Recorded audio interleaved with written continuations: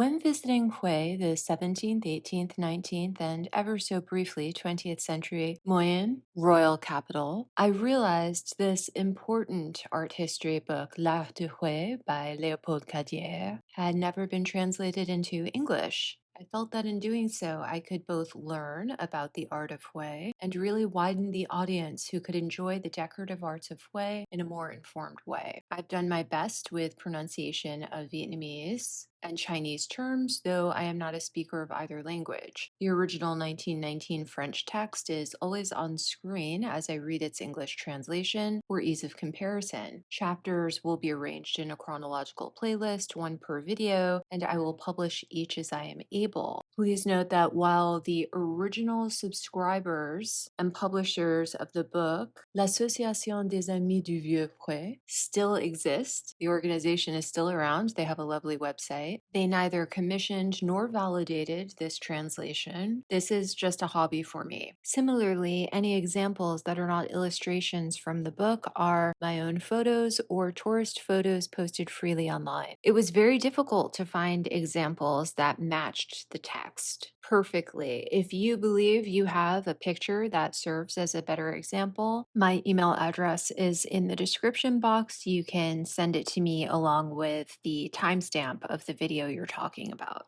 I'd like to keep this a living document and update it every so often with better and better examples. If you appreciate my work, please make a donation via PayPal. The link is in the description box below. The Art at Hue, new edition authorized by the Association of Friends of Old Hue. To Monsieur Albert Sarraut, former Governor General of Indochina and Minister of the Colonies, and to His Serene Majesty Kai Ding, Emperor of Annam. To Monsieur G. Huchal, former Resident Superior in Annam, Honorary Governor General of the Colonies. Hue. All gray, noiseless, from the blue mountains to the sands, carrying in its flood the songs of the sampani tree, the perfume river under the venerable walls reflects the profile of the royal cavalier. Towards Fukam, a procession with an imperishable rite comes forward to the distant strokes of regular tam-tams. Fearful, some boors, led by a notable, piled up to see better at the last stairs. Among its old blues, its mother of pearls, its ivories, a perched mandarin reads old grimoires, who sing the past, the glory of other times, while in the pagoda with symbolic doors, where sandalwood burns near august relics, very slowly the companion of kings dies. Muraire. In matters of art, the Annamites never seem to have had any grand designs. The grandiose palaces, the monumental temples have always remained outside their conception, as well as, probably, outside their means. But their little pagodas, their low, obscure houses are carefully decorated. The edges of the roof, the pillars of the entrance, the protective screen are all covered with ornaments in vivid colors, often even garish, which nevertheless harmonize with the tints of the landscape, with the brilliance of the light. Inside, the wood of the columns, patiently polished, shimmers in its natural color, or shines with lacquer and gold. The partitions, the doors, the beams, the furniture, are covered with fine arabesques, with light foliage, patiently updated. Small trinkets, delicate and precious, adorn the tables or are jealously locked up in the family chest. It is these decorations that we will study in this collection that we offer to the Friends of Old Hue. And this study will bring before our eyes successively the work of founders, wood sculptors, carpenters and joiners, painters and building decorators, or, as the Annamites simply say, masons. If necessary, embroiderers, goldsmiths, manufacturers of blinds, designers in letters or calligraphers will provide us with some of the motifs they deal with. I have only cited, as we can see, professions where the artist merges with the craftsman. It's because, in Annam, great art doesn't exist, one might say. Undoubtedly, in the temples, one sees, hanging on the walls, some images of piety, bodhisattvas, portraits of the former superiors of bonzeries, paper panels covered with flowers and animals, landscapes adorn the interior of wealthy houses. On the altars are enthroned Buddhas or Taoist artist images in the royal tombs. On both sides of the funerary courtyard are lined up statues of mandarins, elephants, horses. We shall reproduce some of these specimens of sculpture and painting, so to say. However, by the way in which they are treated, these sculptures, these paintings, come closer to decorative art. And basically, it is the motifs of Vietnamese ornamental art that we will mainly study. All the beings that the Vietnamese artist draws from wood or copper, those that he throws on a roof or on a section of wall, are treated for decorative purposes. The scroll or the flexible ribbon, the foliage or the animals, the undulating dragon, as well as the stocky unicorn or the massive tortoise, are shortened, elongated, twisted, tortured, so that they give the desired effect, so that they complete the curve of an edge, fit into a corner, wrap the end of a beam, do not protrude from a narrow panel, or fill the underside of a box. It is like those small shrubs whose branches are patiently, tirelessly bent and tied so that they do not overflow the vase which contains them and do not protrude beyond the rockery which serves as their background. This concern is visible everywhere, and the Annamite artist knew how to extract the prettiest effects from the motifs he used. It was the tortoise who, it seems, was the most rebellious. It has adapted quite naturally to its role as support for the stela. It is there in its element, and it really communicates to the stela, which we want to be eternal, the solidity, the eternity of which the animal is symbolic. But when it wants to worthily fulfill the office of ornamental accent at the end of a lateral ridge and replace the supple dragon or the slender Greek key, its round carapace is of little use to it. So we see her lengthen her still too short neck as long as she can, and the artist, to help her, puts a ribbon, a puff of smoke, a volute of water in her mouth. It is this decorative point of view that undoubtedly led the artist to stylize his motifs. Everything is treated conventionally, not only the ornaments drawn from a line, but the clouds, the animals, the inanimate beings, the sea, the winds, the rocks.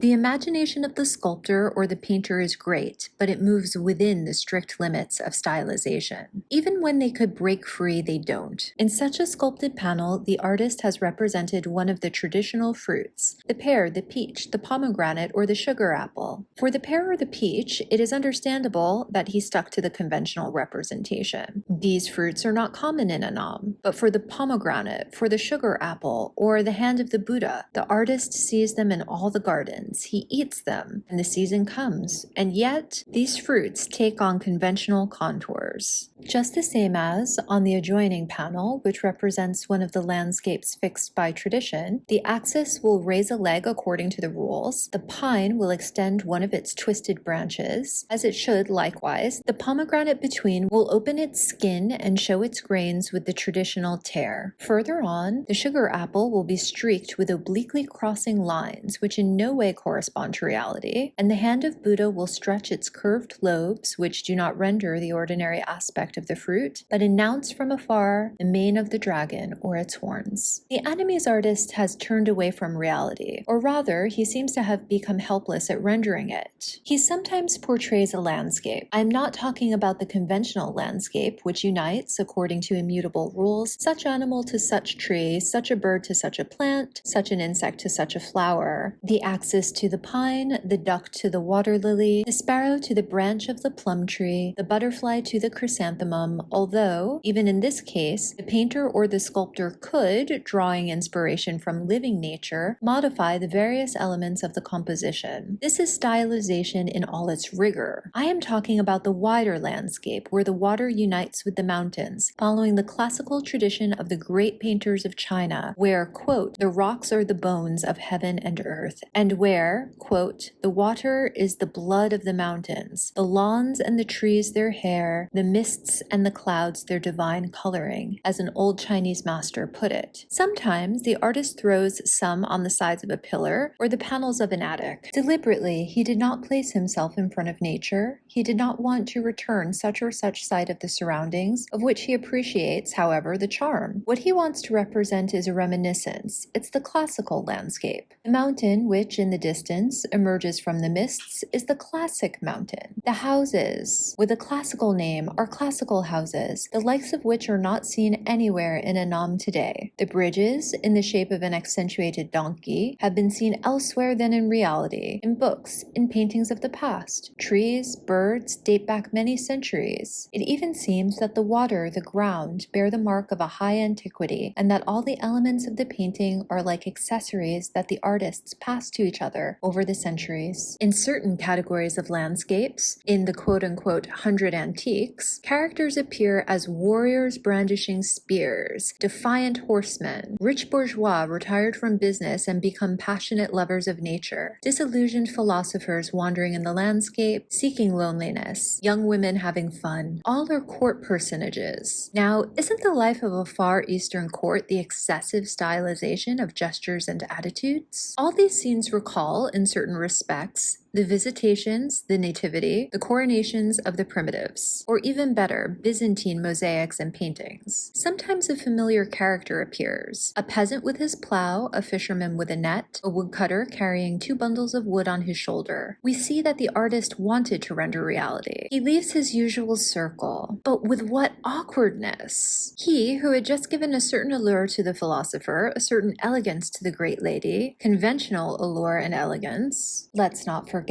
only knows how to paint arms, stiff stubby legs, lifeless bodies. The absence of life, at least an attenuated life, is a new effect of the stylization of motifs. One feels, under the antique marble, a living flesh throbbing. They are living young men who, around the Laocoon, untie the rings of the serpent which embraces them. And it is a living Venus who, in the Capitoline Museum, modestly covers her nudity with her hands. When one compares such masterpieces, one has the feeling of committing a sacrilege. To speak of the statues of mandarins ranged in the funeral courts of the emperors is to describe the total absence of life, sometimes even the absence of all art. All the characters who evolve in the painted or sculpted landscapes are related to these mandarins, that is to say, the old men, majestic and dignified, the elegant young women draped in their multicolored silks. They are characters frozen in conventional gestures or charming dolls. In Buddhist statues, we have at least some expression. It is not the profound works, which say so much with their closed eyes, that one encounters in the ancient pagodas of China or Japan. Nevertheless, it is a reflection of the mysterious contemplation of the Buddha, of his majestic calm above beings, imprinted on the statues of the Trinity which dominate the central altar of the pagodas. It's a certain manifestation of life, though imperfect and hesitating. The guardians of the door of the Tinmo Pagoda, some statues of Taoist genius, give us another impression of life by their grimacing and terrible faces. Or again, we find, in rare portraits of former monks, some of the features of their physiognomy. But these works are rare. Similarly, it cannot be denied that the animals which move in Annamese ornamentation have, when the artist is good, movement, pace. But life is diversity. Life is unexpected. We find none of these qualities in beasts with supernatural powers. The dragon has strength, power, but it's always the same strength, the same power. He always raises his head on the roofs with the same savage pride on the sculpted panels. It always twists with the same suppleness. It bends its paws with the same nervous energy. The unicorn always rears up in the same way, and it turns its head everywhere with the same gesture of defiance. As for the tortoise, it is always with the same gravity that it drags its shell. Life in all these animals is a stylized life. Their movements are movements which they execute impeccably. Their attitudes are immutable attitudes. It's a special life. It's not real life.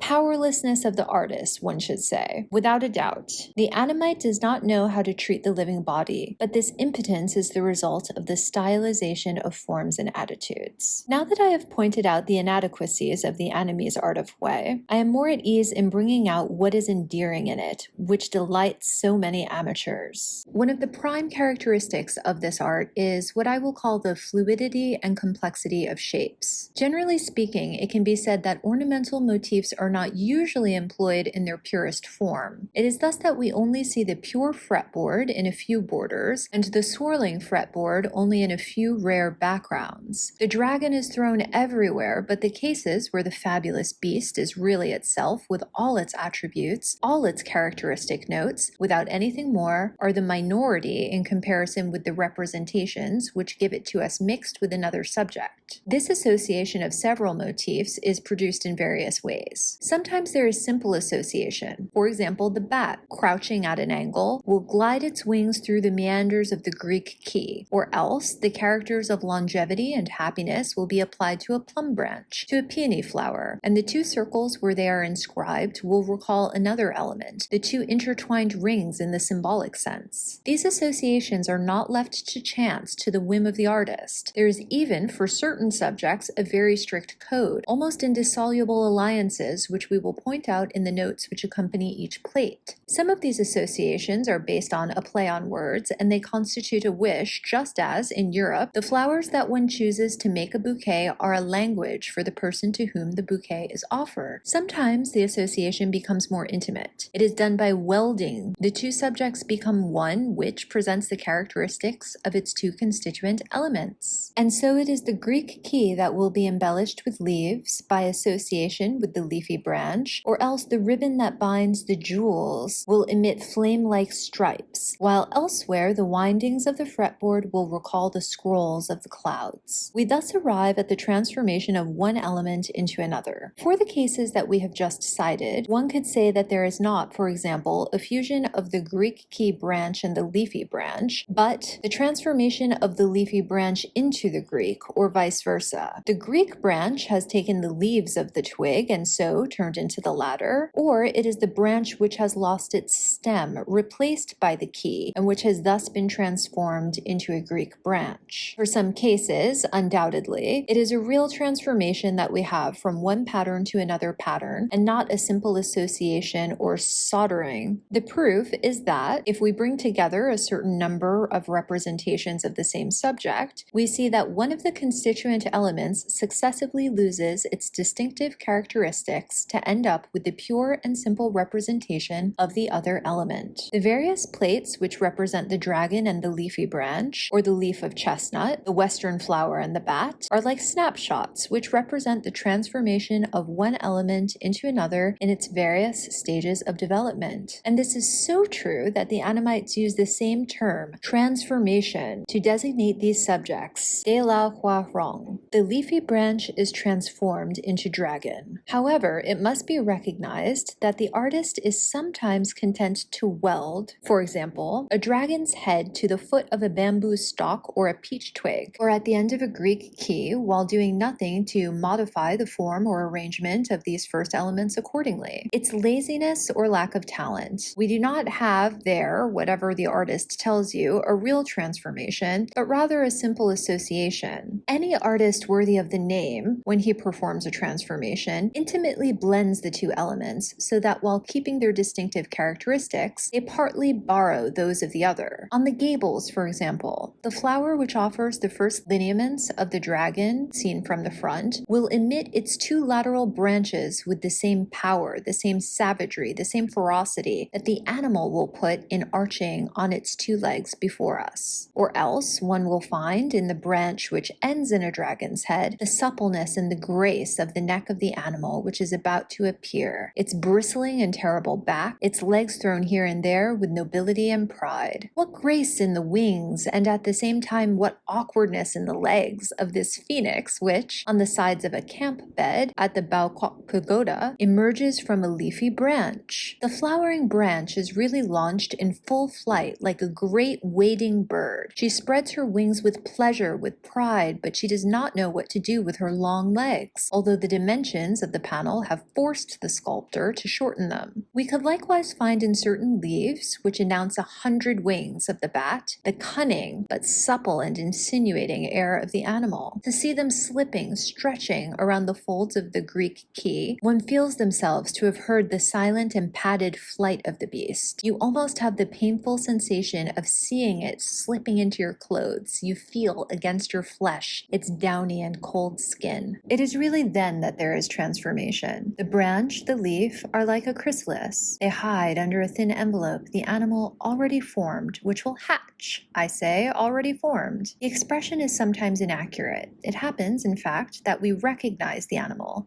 with its characteristics in a volute, in a line. Certain accent ornaments on the ridge or side ridges of a surprising simplicity of form nevertheless show you certain distinctive features of the dragon's head. Such is the germ in the simplicity of its elements. However, it shows the scientists the species to which it will give birth. The transformation, as it should be, is ascending. It starts from the lowest term in the scale of beings to end at the noblest expression. It takes place in the inanimate kingdom, Greek keys, clouds, or in the vegetable kingdom, leaf, flower, shrub, or the animal kingdom, bat, phoenix, unicorn, dragon, but it also manifests itself between inanimate things, and the folds of the Greek key window surrounds sometimes merge with the scrolls of the clouds themselves. The smoke which comes out of an incense burner stretches like a cloud, or frays in tongues of fire. In the majority of cases, the transformation is simple, therefore it is guessed at first sight. We see, in such and such a piece of furniture, that the sculptor wanted to represent the dragon emerging little by little from the rigid form of the leafy branch. One can only think of the dragon or of animals resembling it. However, in many cases, the transformation is multiple. That is to say that the generating element, if you like, goes in two directions and ends, or can be considered as resulting in two terms. Let's take the chestnut leaf or the western flower. It can be considered either as an outline of the dragon, seen from the front,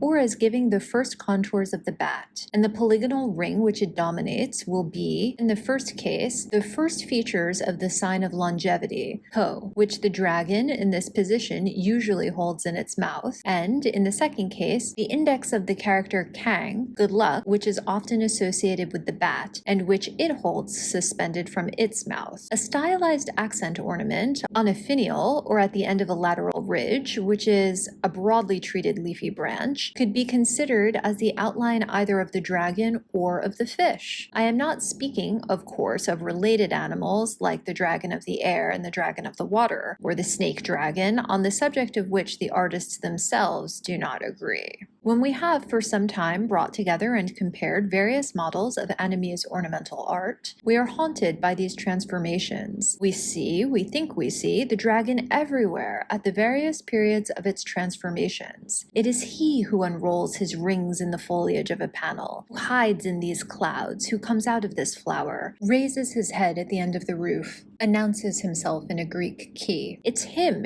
everywhere. And now, in the presence of a more accentuated model, or treated more broadly in front of a detail that we had not noticed, doubt arises. It is the bat which first begins to take shape vaguely in the spirit, then which appears clearly in the subject, in a whole series of subjects hitherto remaining unclear, undecided, or perceived under another aspect. Or again, it is the fish whose characteristic features we grasp in such and such a pattern. Its big head with gaping lips, its plumed tail. It's that all the productions of the Vietnamese artists have undulating and mobile, fluid and changing forms. It is as if the subject they conceive is a soft clay, which simultaneously takes on various forms in their minds as they create it. And this diversity, this flexibility of the image he conceives, the artist communicates in the material he uses to express his creation, both in mortar, a plastic element, and in color and line, like wood, ivory, or copper. Very often, seeing one of these sculptures, so rich in form, with supple undulating contours, which suggest so many images, I thought of those refined games of scholars, where all the charm of a piece of poetry rests on the skillful bringing together of four words, each having two meanings which are called and correspond to each other, forcing the thought to run from one to the other, better, to conceive the two meanings at the same time, as the same sculpture renders two different beings simultaneously in the same form. Or else, which is the height of subtlety, when the meanings of words are invoked by the shape of the characters of the writing, by the fall of a line, by the decomposition and the different assembly of the elements of the characters, so that the mind must conceive at the same time both of two forms of each written character, and the two sounds which correspond to these two forms, and the two meanings which result from them, and this on 4 different occasions. In this way, the chestnut leaf can be interpreted as a dragon seen from the front, or as a bat with outstretched wings, and to this double image corresponds, always under a single figure, the representation of either longevity or happiness. And I said to myself that the poet's game, like the fancy of the sculptor, is the manifestation of the same spirit, delicate and subtle, which is the spirit of the enemy's people. To delicacy and subtlety, no doubt, should be added also, at least in some cases, imprecision and diffusion. For one could compare these sculptures and these poems with various interpretations to certain words of the enemy's vocabulary, which are sometimes objects and sometimes verbs and sometimes adjectives or conjunctions, and whose meanings overlap with their multiple uses in such a way that they can be translated in one way or another, and the syntax becomes quite fuzzy and scrambled. Just like when, in an enemy's sentence, the same noun is both the complement of the verb which precedes it and the subject of the one that follows. This is no longer a manifestation of the subtlety of the mind, but rather a certain laziness, a lack of clarity, let us say, to attenuate the fact, a special disposition of the mind, which prevents us from conceiving things, and to grasp the relationships between concepts with the same lucidity, the same precision to which we are accustomed. This disposition of the mind manifests itself in language brutally by a lack of precision, in poetry by subtle puns, in the arts by the flexibility of the lines and the complexity of the forms. And could we not recall such and such a detail of the daily life, of the social customs of the Annamites, which would lead us to the same conclusion? Everything is connected, everything corresponds in the manifestations of the activity of a people.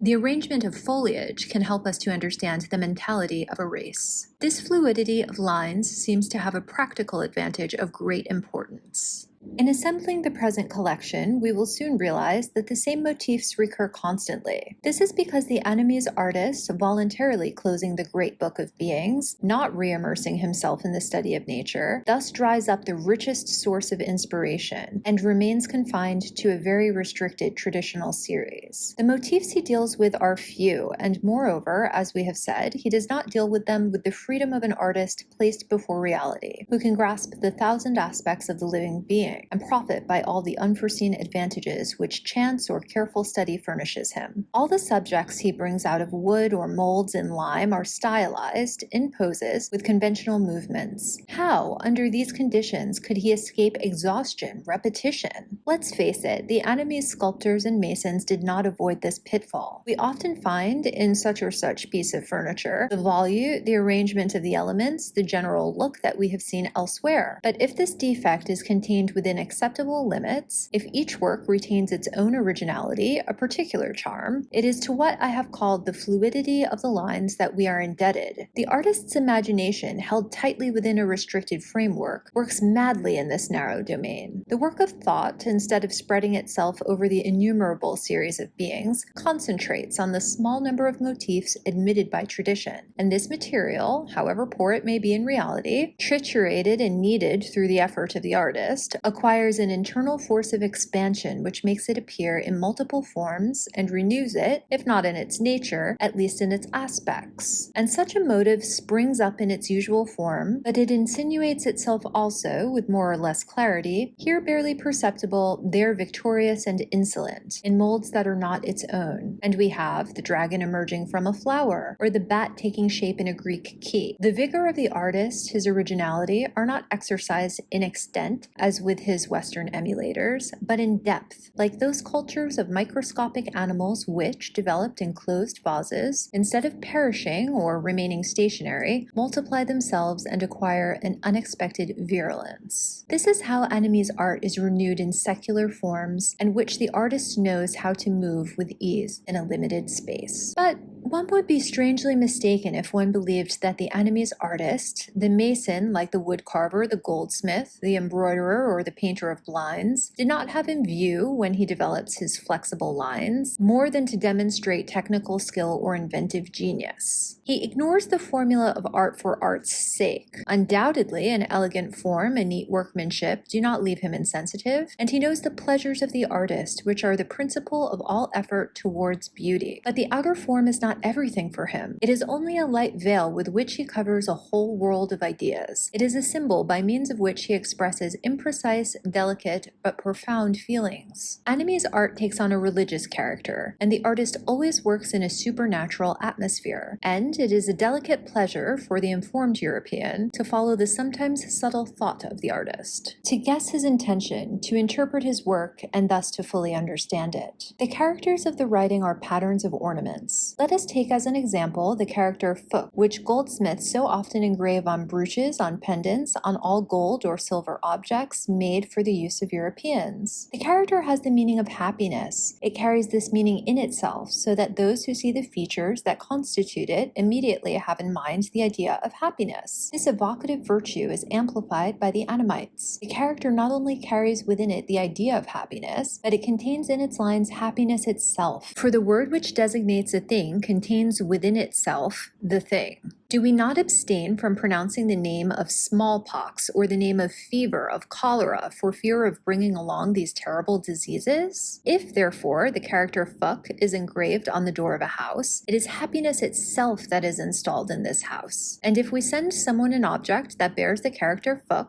we are sending happiness. We have only one wish, it will be said, a simple wish. It's more than a wish. It's at least one lucky charm, that is, the character Phúc is always considered to have in it a kind of physical efficacy, as possessing a mysterious influence to bring about the happiness it signifies. And this belief is one of the first manifestations of religious feeling. In China, we also find this belief in the mysterious power of the character Phúc. But in addition, we see employed banners where the character is associated with the genius of happiness, the celestial mandarin who bestows happiness. And the character of longevity, which is also associated with genius, is sometimes venerated the same as a spirit, suspended in the parlor of the house, in the place of honor. We burn incense in front of it. They prostrate before it. They invoke it for long life. These characters we see are, when they are used as ornamental motifs, more than a wish if they are not, in Annam, an object of worship, indeed, always considered as endowed with a mysterious influence, making them adept at communicating what they mean. He who sees them engraved on the panels of his house, he who wears them on his person as jewels, feels joy, feels confidence, just as he would feel fear if, on his way, he encountered a sign of bad omen. And this fear and trust are of more or less a religious nature. Here begins the symbolism, a symbolism complicated and subtle, like Anime's art itself, of which it espouses all forms. The word Phúc designates happiness, but it also designates the bat. The written character is different according to the senses, but the pronunciation is the same. That is enough to initiate the symbolism. The bat will be considered the symbol of happiness. The image of the animal will be read as a real character and will mean not bat, but happiness. It will therefore take on the same qualities that have been attributed to the character Phúc, meaning happiness. It will be a wish, a lucky charm, an efficient cause of happiness. It will be enveloped in the same religious atmosphere. And what I have just said applies to most of the fruits or flowers, to objects, to animals used by the Annamite artist to decorate houses or pagodas, trinkets of daily use or furniture. All have a hidden meaning, all have a secret virtue, more or less precise depending on the case, more or less clearly perceived by the artist or by the passerby, often very diluted because this symbolism comes from China and it dates back many centuries and has lost along the way part of the elements that supported it. Such a panel, a jewel, a simple framing garland can be read like a little poem, interpreted like an allegory. The artist has taken pleasure in their symbolism and the delicate amateur relishes their subtlety. If he is a believer, moreover, he experiences its beneficial effects. And these motifs, by the very fact that they are classic, that they have been transmitted to us from the highest antiquity, that they are designated by the terms received from time immemorial, still provide enjoyment of a particular nature. The four friends, the nobles, the 8 jewels, the united rings, the line which returns, the leaf which is transformed. All these vague but sought-after expressions are able to receive multiple meanings in their vague contours. They arouse confused but captivating impressions. They conjure images that are hazy but full of life. The motifs that seem devoid of any symbolism are transfigured by it. And this poetry, this mystical symbolism, this mysterious virtue, which envelop Vietnamese art and penetrate all its manifestations, are, for those who know how to read, one of its most curious attractions. A comparison is necessary, however superficial, between the art of Wei and the art of Tonkin. In Tonkin, the ornamental subjects are the same as in Annam, with a few exceptions, but they are treated in a different way. The whole thing is more powerful, the details are more massive, the features more accentuated. We do not see in Annam, except from Neian, especially Tianhua, which already depend on Tonkin, the stocky, chunky, chubby dragons which literally twist each other, sometimes in high relief or in the round, at the end of the crossbowmen, or unroll their heavy rings on the panels of massive pilasters, along the roofline with a strongly accentuated profile. And the frets, the foliage which accompanies the fabulous animal, are wider, more open, more deeply excavated, in proportion to the size of the framework within the whole of the masonry. In Annam, just as the columns are thinner, the beams lighter, the sculpture, like fine lace, runs lightly over the surface of the wood, without penetrating into its depth. She applies herself to it with more slenderness, with a more refined grace, with distinction. Even in the busiest panels, in the most complicated jumble of shapes, we have more clarity, more air, more light. It seems that the artists of Wei have adapted their works to the country and its people, to the vigorous type, to the energetic and somewhat rough temperament of the inhabitant of Tonkin, to the vast plains of the delta, to its fertile rice fields, to its wide rivers. The robust forms of the dragon are suited, the completely wooden massive sculptures, the strongly accentuated features, vigorous lines, the grace, the delicacy, sometimes the sentimentality of Vietnamese art corresponds to the fine and slender type, often aristocratic, of the inhabitants of Wei, to their refined and precious culture, and these qualities are also suitable for the softness of the horizons, the delicacy to the sweetness of the landscapes that surround the capital of the Wen.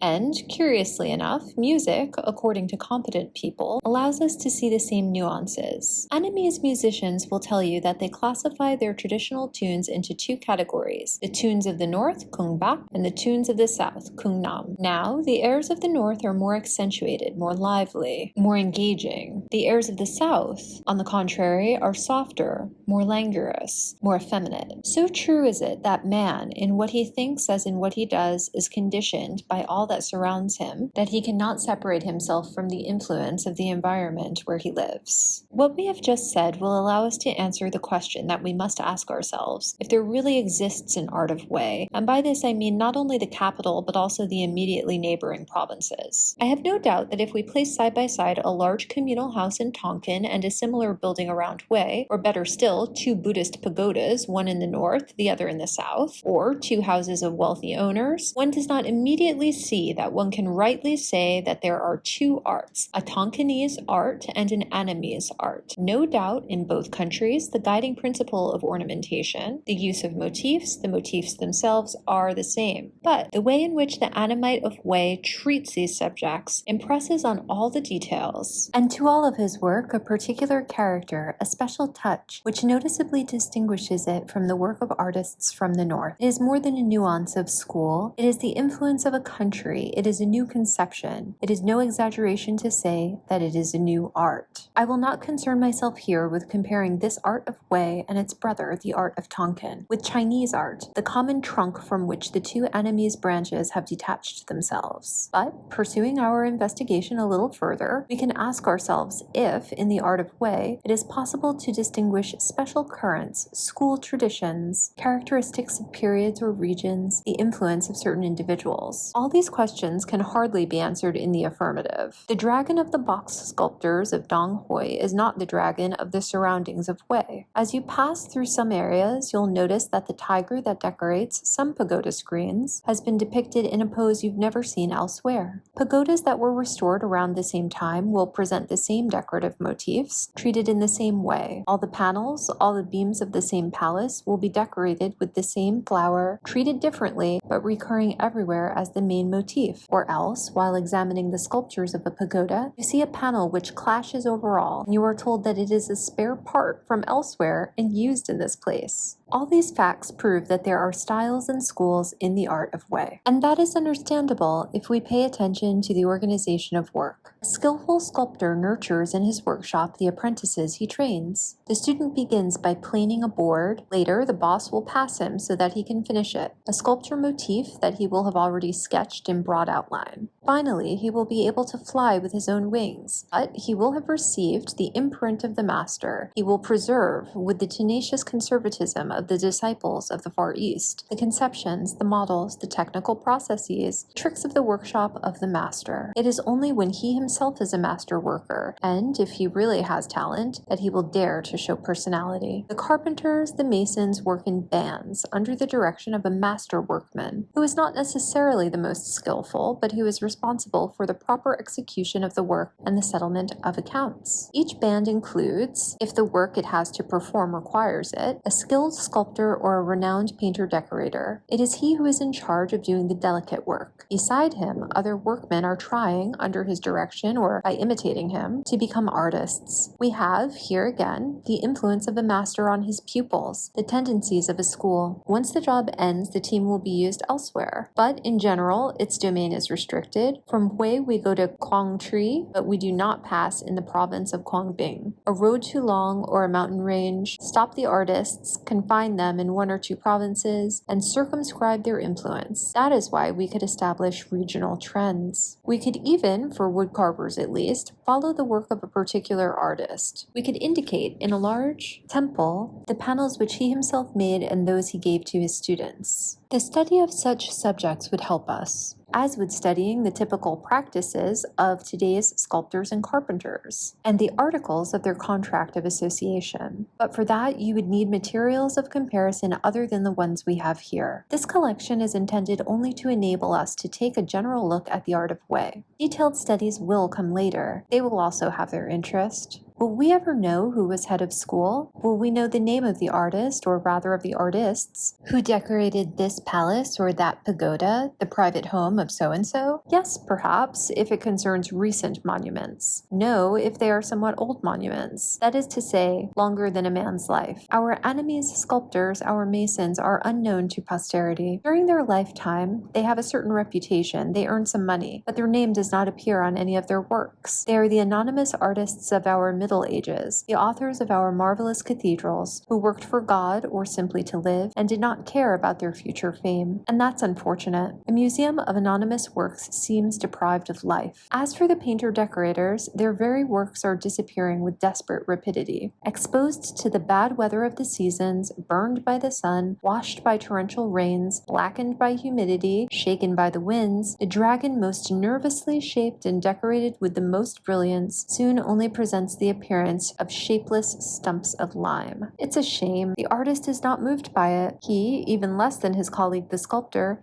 does not work for eternity. He knew his work would not last but a few days. Tomorrow he will start again elsewhere. However, if we want to judge the effects, we mustn't wait until the work has aged. And yet, just as new tiles sparkling with colors on a pink roof brightens the landscape, a blackish griffin on a mossy pillar, a faded unicorn on a disjointed screen put in a solitary grove, a note of sadness and melancholy lingers on the walker and captivates him. Great art lovers who know the marvels produced by China and Japan will be tempted, if this book fails in their eyes, to close it with disdain. This is just the art of Wei. Undoubtedly, the Annamites seem to have left, in the models offered to them by their masters, everything that required the creative energy of genius, everything that expressed depth of thought, or even that which offered too many technical difficulties. Where are the paintings in which the ancient Chinese or Japanese artists put all the conception they had of the world? Where are the massive bronzes with harmonious lines, and the patient velvety and warm lacquers, the caressing jades, the sumptuous fabrics? Poor art corresponds to poor people. The Annamite imitates China as much as its economic means permit. He only executes, in matters of art, what requires little time and little effort. He neglects what the wealthiest could not pay for at fair value. What's more, are Annamite people truly inferior, in an artistic sense, to Chinese people, to Japanese people? The one who, making the past the measure of the future, says that the Annamese Vietnamese artist does not really have such a lofty conception of art and such great technical skill as the Chinese or Japanese, could see his predictions belied by future experience. Be that as it may, I thought that the manifestations of the art of Wei, so far removed from great art as they are esteemed, deserved to be studied and saved from oblivion. The first idea of this work is in a collection, methodically classified, that the one who signs these lines had made by an Annamite draftsman, now deceased, Mr. Win Van Non, of all the ornamental motifs of Annamese art. The artist, while remaining faithful to the plan that had been drawn for him, was inspired by his imagination in the way of treating the subjects. Instead of reproducing the plates of this primitive collection, we thought that we would increase the interest of the work by filling the chosen frame not with subjects created from scratch and by a single individual, but with models chosen here and there among the works that have been bequeathed to us or that are still currently being executed by Annamese artists. However, some of the plates of the first work have been inserted into the collection. This is not to say that we have here before our eyes a picture of the successive development of the Annamese art of Wei. First of all, this art is very young. The Win have only been separated from the Li, and the artists of Annam have only been able to follow trends that differentiated them from those of Tonkin for 3 centuries. The art can vary, no doubt, during this period of time, but the works dating back to the 17th century are very few in number, and even those dating from the 18th century are rare, or else, if there are any, they are not dated, and one could only attribute them to such and such a period by delicate and lengthy comparisons and deductions. Moreover, for the works which bear their date of origin, and for those, very numerous, of the 19th century, the framework of our collection, necessarily limited, prevents us from reproducing all the elements which allow us to realize how, for example, the reclining dragon, or the dragon seen from the front, or any other motif, has been treated since the earliest period. Only detailed studies will be able to address this question of the historical development of the Annamese art of Wei. Our collection, while giving, when possible, some indications on this point, is therefore above all only a collection of the motifs of Annamese art, and, even as regards the richness and variety of the forms of each of these motifs, we have been obliged to limit ourselves. There are pagodas, there are, above all, in the villages around Wei or in the bush, particular houses, which are real sculptural jewels, and of which only one, studied in detail, would provide almost sufficient material for a collection similar to ours. It is easy to imagine the variety of forms that the imagination of the artists has lavished on all of these works. Our collection gives only a small glimpse of this richness. We may find the place that we have reserved for works that fall under painting and sculpture